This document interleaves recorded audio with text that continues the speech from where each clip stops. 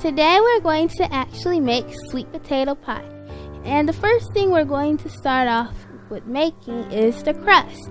So I'm going to blend up almonds, cashews, pecans, and walnuts in the food processor. Now I'm doubling the recipe right now, okay? So everything is doubled.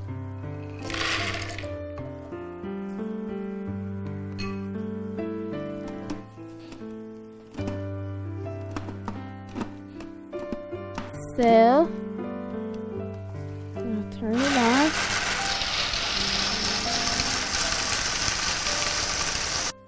Okay. Now we can add our flour, salt. We can take our nuts out here. We can just add the flour, salt. So there's flour, salt, and the sugar directly in here.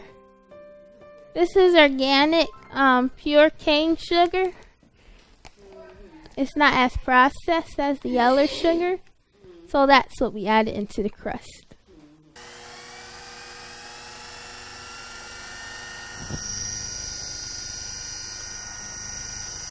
So if you don't have a food processor, you can just blend it in the nuts in a blender and then pour it in here and then mix all your ingredients in here. Or you can put it all in the food processor. So I'm gonna put half a cup of coconut oil. Remember, we're doubling it. Yeah, this is melted coconut oil because we just melted it. Now this crust is different than the crust you get in the store. It has no eggs in it, so it has no cholesterol and no butter, and it actually has nuts, which is actually heart healthy.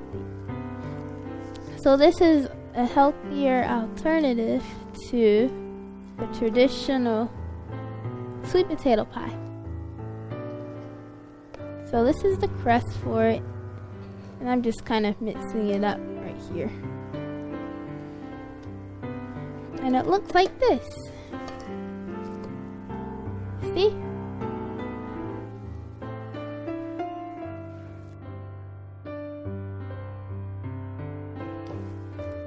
So right here we have 6 cups of sweet potatoes because it's doubled, okay? And all we did was we washed it off and baked it in the oven till they became soft for maybe about 40 minutes or 30 minutes. What we're going to do is we're going to add some milk. This is soy milk. Now this soy milk has no sugar added in it. It's just soybeans and water, some sea salt, some molasses. It gives a nice dark color and flavor. And this also has no dairy in it. It's all natural. So in here is milk, soy milk, which is the West soy milk. And now this is coconut milk. So I have molasses, coconut milk. And this is the thick part of the coconut milk. And you want it to be the one that has the least amount of ingredients, which this is one that has only 3 ingredients. And it's the original kind. It's just coconut milk. It's not light coconut milk. So that means it's actually a thicker coconut milk. And sometimes the coconut milk will actually separate sometimes.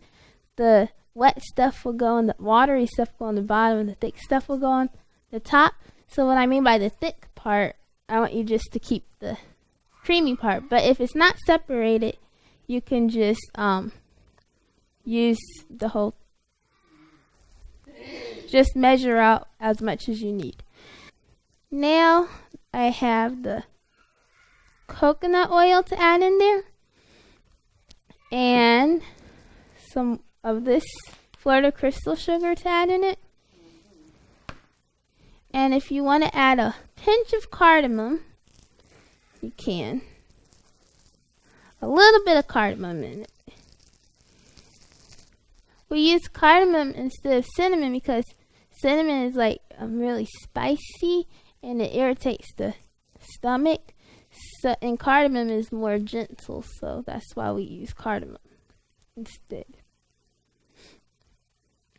And now I'm just going to add a little bit of that.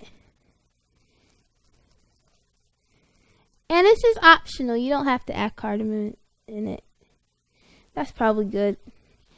And now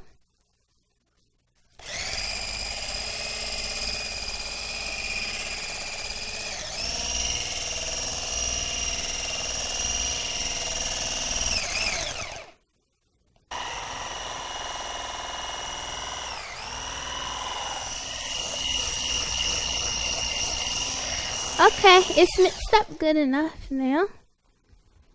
I'll just mix it up the rest of the way with the spoon.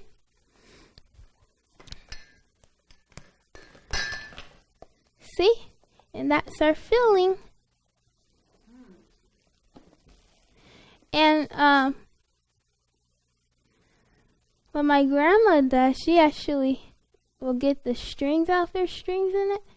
But it's fine because it adds fiber to your pie and you won't really notice it.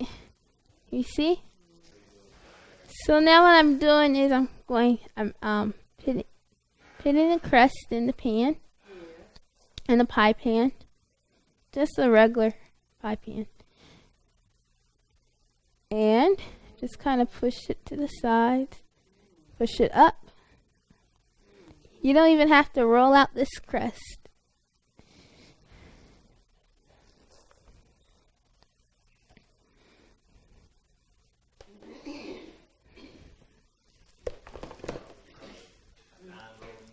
Yeah, that's a good idea. A non-rolling crust. You don't have to roll it out. And then just kind of pack it in.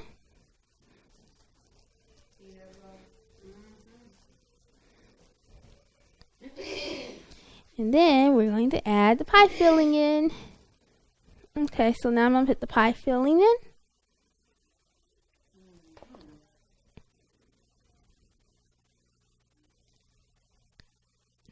I'm going to bake it in the oven. So now I'm going to bake it at 300 degrees for 50 minutes. Okay, back to the coconut milk. What I could have said at first about the coconut milk, sometimes the coconut milk won't separate on itself.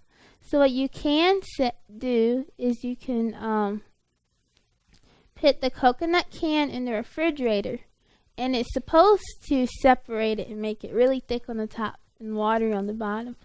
So you can try that if you want to make it thick at the top. Okay, so it actually ended up cooking for we could actually say about 50 minutes because that could be actually kind of right because it did fine. But you want to make sure you don't cook it on too high. Keep it around 275 to 300 degrees. And what I like to do is when it comes out is let it sit to cool off.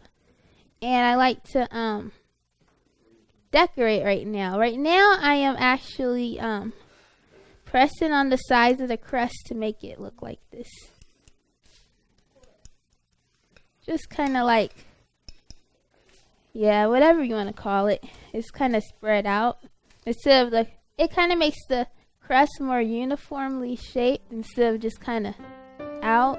It's just kind of like pressed down in there.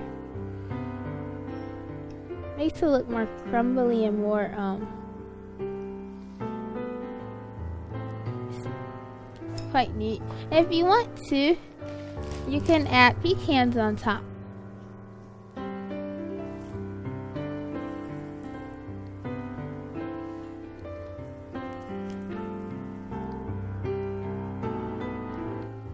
And there you go. We have the pie.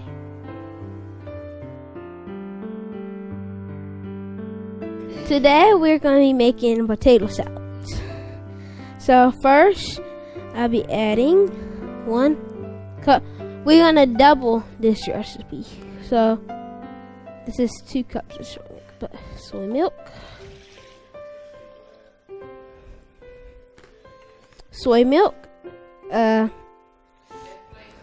Yes. Lemon juice.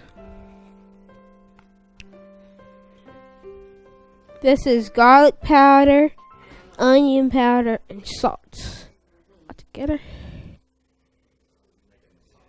Yeah. We are making the sauce for potato salad.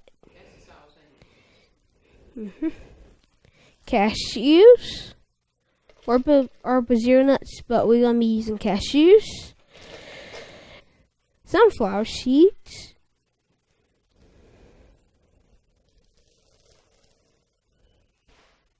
If you put the oil in before, while you blending it up, it'll make it bitter. Blend it up.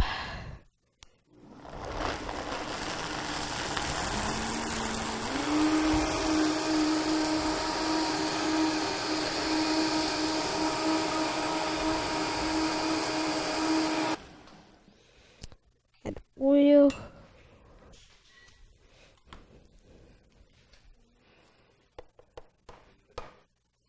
The oil and coconut oil. You add olive oil and coconut oil.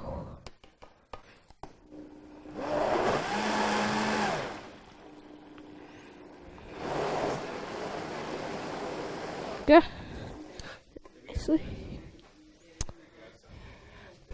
Dill, basil, and oregano.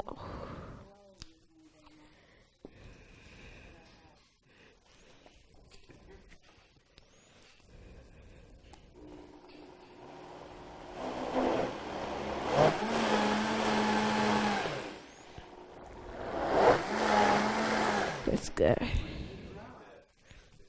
We do the dill weed and the basil and oregano this way at the end, and don't blend it too much so it will won't get green.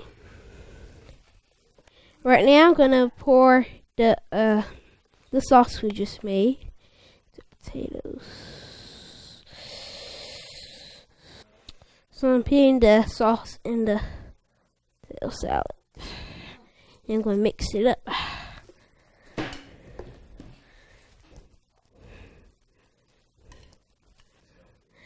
This potato salad is healthy. It has no cholesterol.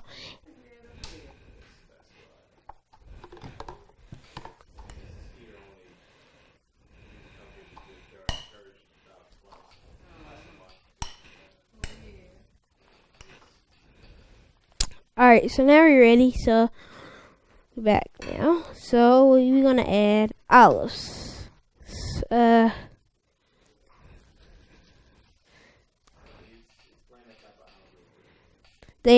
not gas like the regular black olives.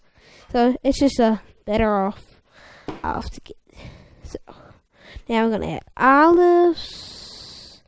You can add whatever you want. You can add onions, whatever. But today we're gonna add olives, celery, and pepper.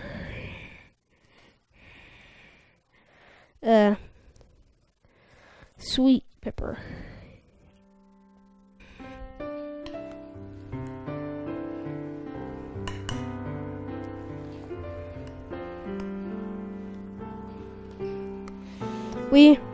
We're gonna put this in the refrigerator till it cools down to serve it.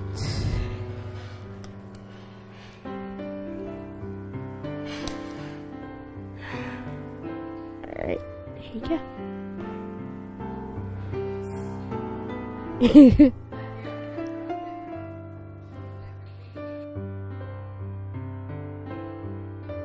Yeah, we're doing barbecue tofu, and what I'm going to show you is the easiest way to actually do it. Now, the recipe is actually, if you follow that, great, because it's just teaspoons of it.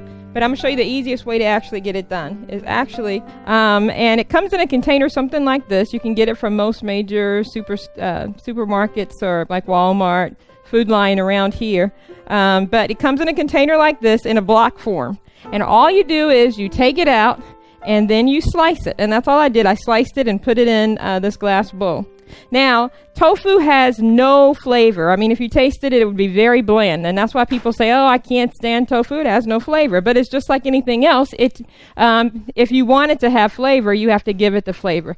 And you can give it any flavor you want. You can give it a meaty flavor. You can give it a dessert flavor. There, you can actually use tofus to make a very good, tasty dessert. So you flavor it the way that you want it. So I've got the recipe here. And the easiest way to actually do the recipe is actually to have fun with it. You can follow the recipe on there, but I'm going to show you what I do that makes it a lot easier. Okay, so you have your tofu in your container. The next thing you're going to actually do is take your flour and just put some flour on top of it.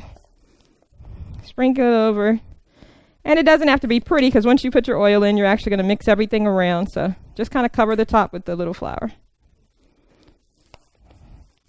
Okay, so then that's down. Then after the flour, we're going to add our garlic powder. There you go. Just sprinkle it on like so. And some onion powder. Just kind of covering the top. And some, you can use basil or oregano. This one's oregano. I have used basil. You can even use thyme if you'd like. Just to give it another actual different kind of flavor there. Because whatever you put in it is what it's going to taste like. Here's some paprika. I like the paprika added to it. Gives it a nice color too. Then after the paprika, we add a little bit of turmeric. Turmeric's a little bitter, so you don't want to add too much of that. But it's a nice flavoring, and it's a very healthy spice. Okay, so we've got all our seasonings on there, and now we're going to add a little salt to the top, because it has basically no salt. So if you're going to put salt in it, just sprinkle it over the top. Is that easy? That makes it easy, and so you're not in there doing a whole lot, and it's not too time consuming. Then we're going to add our olive oil to it. And that wasn't hard, was it? Okay, so mix it all in there. And you may want to add a little more salt. Salt to taste.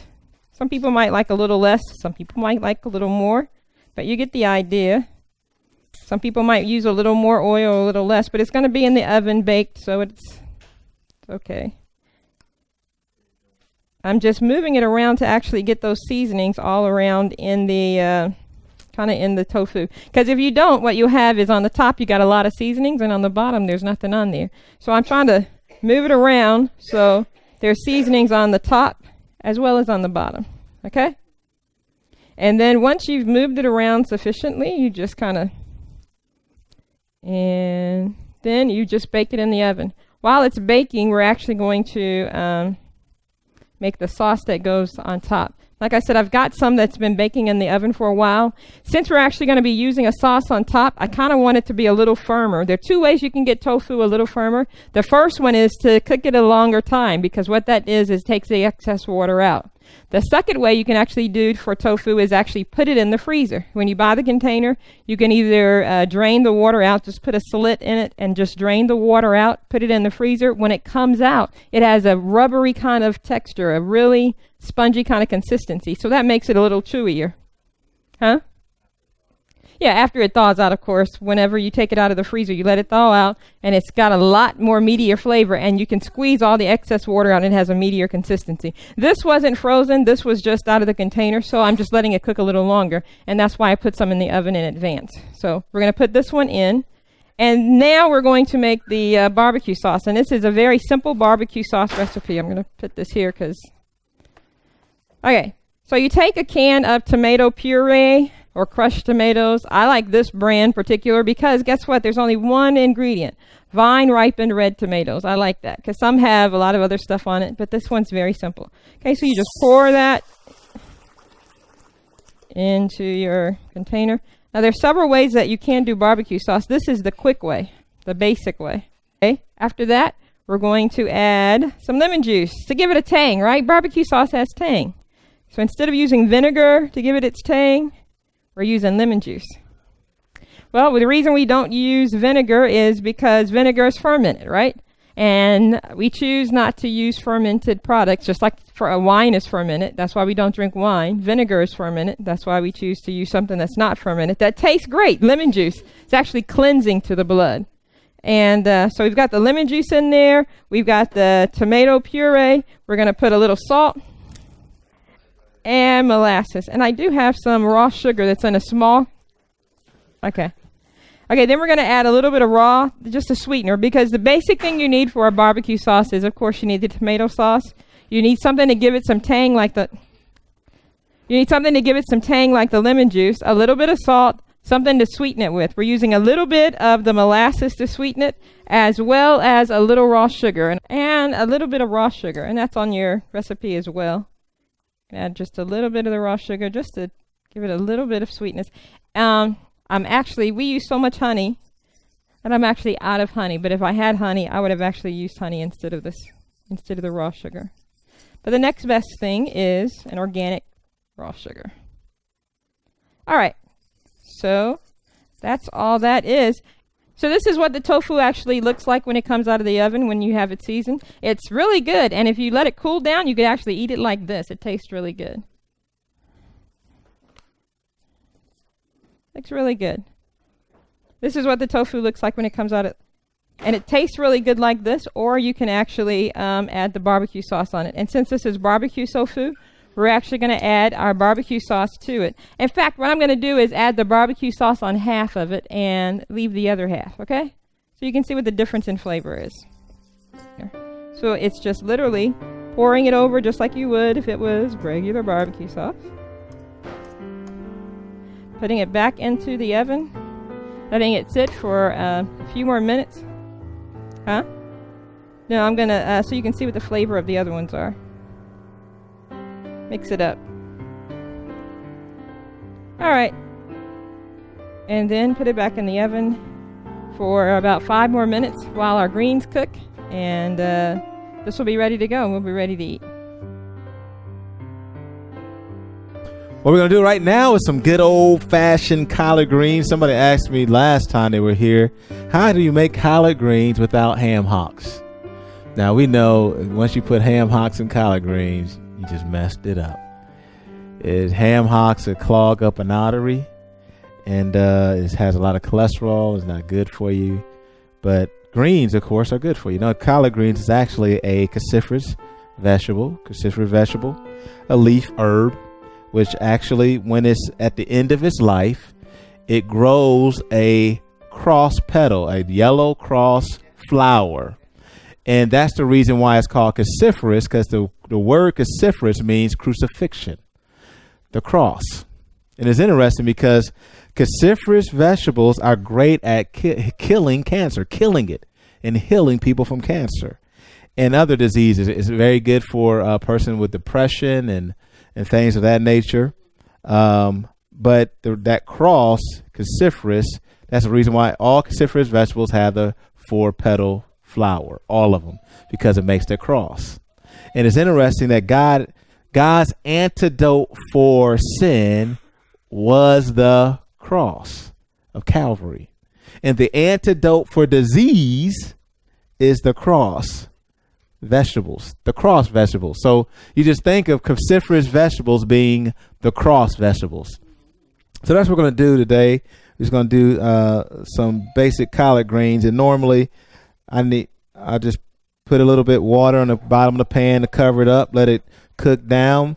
But what we're going to add in this particular collard greens with no ham hocks, no meat whatsoever, but it's going to be awesome. The taste is going to be great. You don't want to put too much water in there. Just to cover the bottom of the pan here. So we put that in there.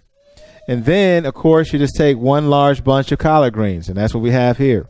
One large bunch. I got this from Walmart, actually. We cut them up real fine. And I like doing it this way.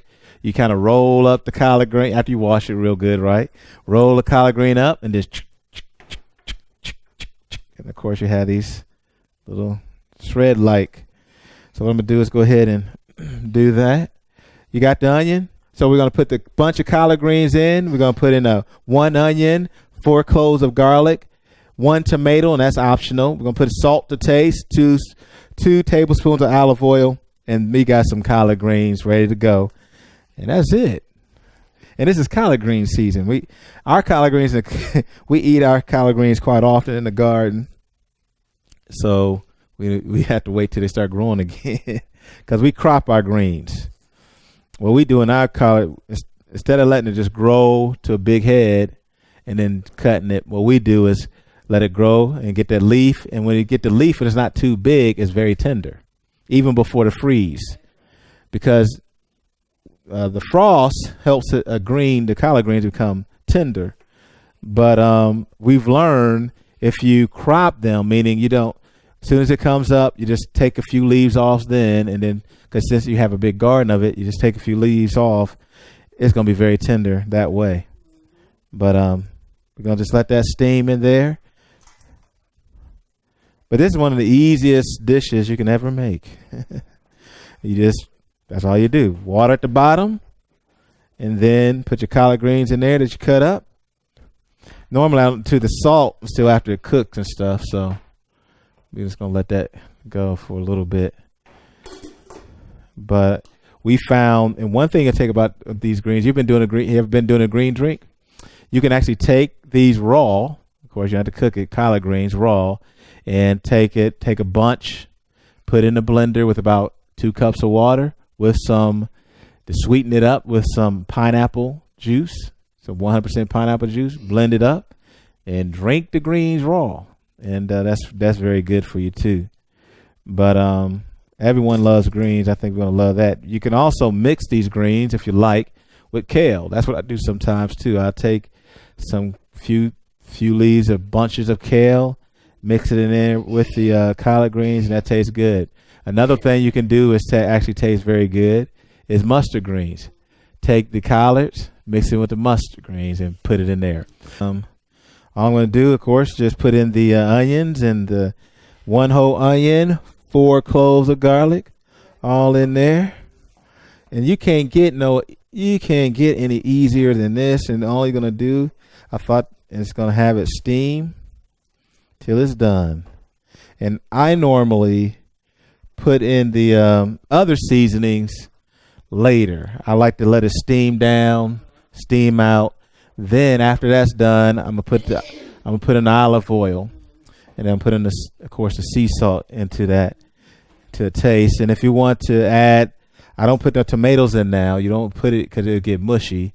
But if you want to add tomatoes, you put in a little bit at the end, let that cook just a little bit, and then you're good. So we're just gonna let that cook right there. Let it do its thing, and that's it. Now I'm gonna tell just a little bit about this extra virgin olive oil. Now, did I talk to you about I know you know a little about extra virgin olive oil. Right, it's cold compressed. But one thing, you want to get it as local as possible, and of course, the closest place in America you can get olive oil is California. And you actually will taste a difference when you get all olive oils aren't the same. They're not all the same. See, some people think they're all the same, even though they may say cold pressed on there. Well, some can actually be rancid. You ever have olive oil and you taste it and it's kind of bitter? It's actually rancid.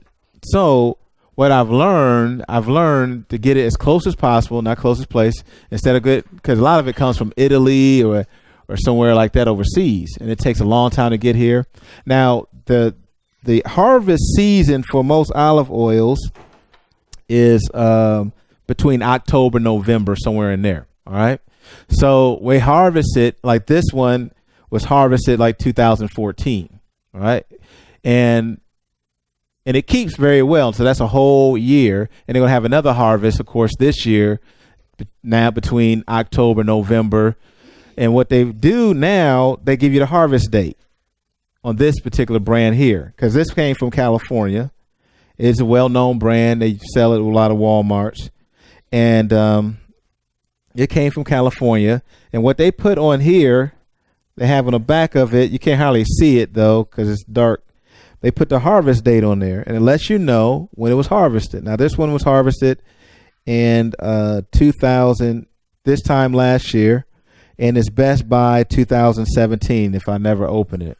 But you'll find, unfortunately, some olive oils, you have no idea how old it is. It can be 2, 3, 4, 5 years old, and it can start go rancid.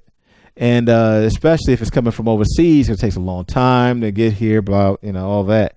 So I've been getting, and you'll taste the difference. So you taste the difference in the ones that come from California and the ones that could be coming from overseas. It could take a long time to get here. I'm not saying that they're just totally bad, but they found some brands that's totally just rancid. They're just not good.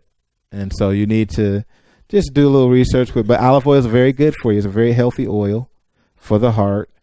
And what we try to do is try to use it on, cold. Like, so I don't try to cook it too much or fry with it too much. I may use it to saute, of course. All right, everyone. So as you can see here, the collard greens are actually doing quite well. You see that? All we did was just let it steam. That's it. And I'm just going to just turn it a little bit. It still needs to steam a little bit more. But I'm going to go ahead and mix in all that good garlic and onion, because this will take away any cold, any sickness. This is good stuff. Then I'm going to add 2 tablespoons of olive oil. 2 tablespoons of olive oil. I'm just going to kind of pour it in there, if you don't mind. That's the way I like to cook, 2 tablespoons of olive oil. Drop a little bit more in there. Salt to taste.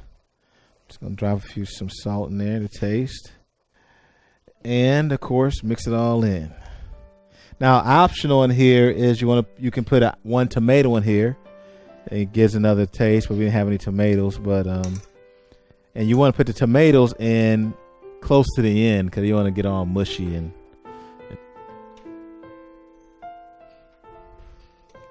I put a little bit more. Let's mix it a little bit.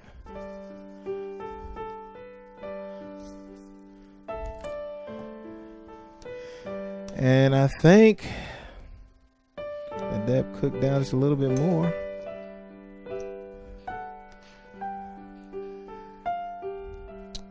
Y'all ready to eat, aren't you? I think that's about it.